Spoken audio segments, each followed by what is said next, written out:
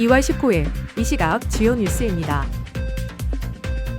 미국 연방준비제도 FOMC는 1월 회의에서 금리 인상 가능성을 논의하면서 대부분 참가자는 금리 동결을 지지했다고 밝혔습니다.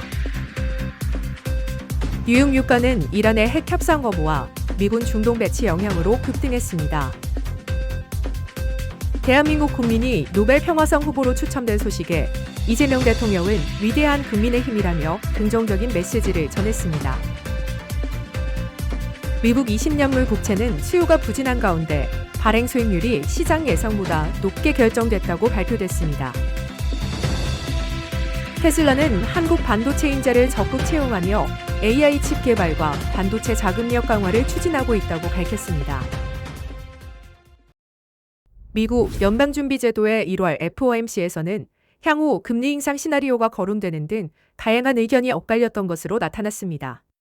1월 FOMC 의사록에 따르면 일부 참가자는 인플레이션이 목표보다 높을 경우 금리를 인상할 가능성을 열어두는 양방향 정책 기조를 지지하는 한편 대부분은 현행 금리 동결을 지지했던 것으로 나타났습니다. 특히 즉각적인 금리 인하를 주장한 참가자는 2명에 불과했습니다. 노동시장 환경은 다소 안정화된 조짐을 보이나 여전히 하방 위험이 존재한다는 평가가 있었습니다.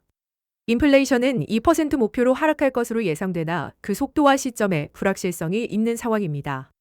이로 인해 정책 결정자들은 데이터와 경제 전망의 기초에 금리 조정 수위를 신중히 결정할 전망입니다. 제이디 벤스 미국 부통령은 이란이 핵 협상 과정에서 미국의 핵심 요구를 받아들이지 않았다고 밝혔습니다. 그는 이란인들이 미국 대통령이 설정한 레드라인을 진지하게 받아들이지 않고 있다고 설명하며 외교적 해결에 실패할 경우 도널드 트럼프 미국 대통령이 군사력 사용 권한을 보유하고 있다고 강조했습니다. 현재 미군은 중동 지역에 항공모함 전단을 다수 배치해 긴장 상황이 이어지고 있으며 미국과 이란 간 군사적 충돌 가능성은 원유 공급망에 큰 교란을 초래할 전망입니다.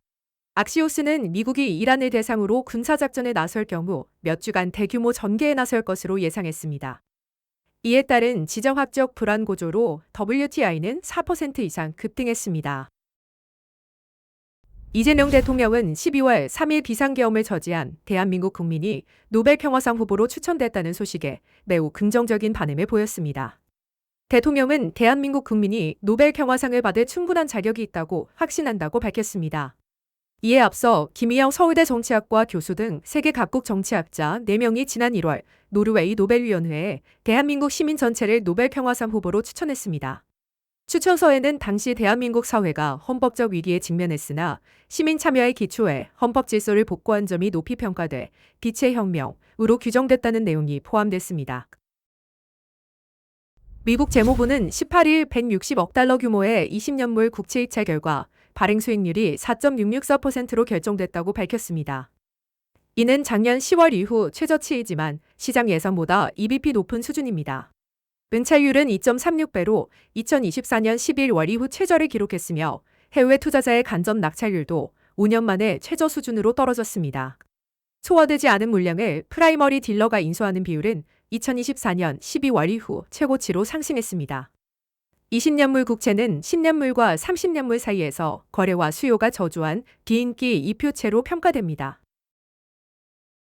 일론 머스크 테슬라 최고 경영자는 국내 반도체 인재를 대상으로 공개 구애에 나섰습니다. 테슬라는 AI 칩 대량 생산 프로젝트를 추진하며 한국의 뛰어난 반도체 설계 기술을 영입하고자 하고 있습니다. 머스크 CEO는 자신의 X를 통해 채용 원고를 직접 공유하며 한국 엔지니어의 합류를 독려했습니다. 테슬라는 자율주행 및 휴머노이드 로봇용 칩 개발과 함께 반도체 자금력을 위해 테라팹 건설 계획을 발표하는 등 반도체 역량 강화에 집중하고 있습니다. 국내 메모리 반도체 산업 호조에 힘입어 한국 반도체 인재에 대한 수요가 크게 늘어나고 있습니다. 다카이치 사나의 일본 총리는 일본은행이 정부와 긴밀히 협력해 임금 상승을 동반한 2% 물가 상승률 목표를 지속적으로 달성하기를 바란다고 밝혔습니다.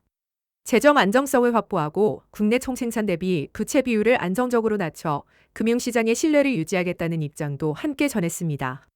우에다 가즈오 일본은행 총재와의 만남에서는 경제 및 금융 동향에 대해 통상적인 의견을 교환했다고 설명했습니다. 재정 지속 가능성에 대한 고려도 이어가겠다는 뜻을 강조했습니다. 이로써 일본 정부와 일본은행이 조화를 이루어 안정적 경제 성장을 추진하는 방향성을 유지할 전망입니다.